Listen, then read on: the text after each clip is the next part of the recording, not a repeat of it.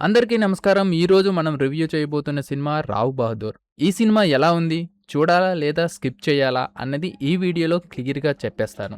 కథకి వస్తే 'రావ్ బహదూర్' అనే వ్యక్తి చుట్టూ కథ తిరుగుతుంది.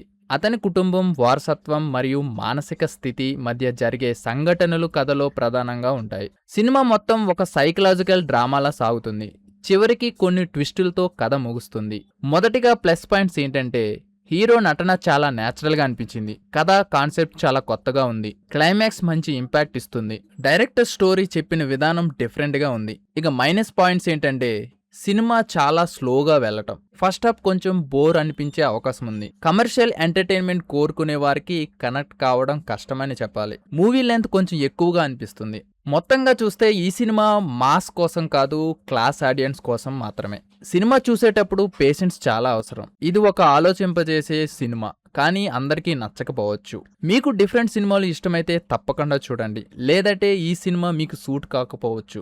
ఈ వీడియో కానీ నచ్చితే లైక్ చేయండి, ఛానల్కి సబ్స్క్రైబ్ చేయండి. Thanks for watching.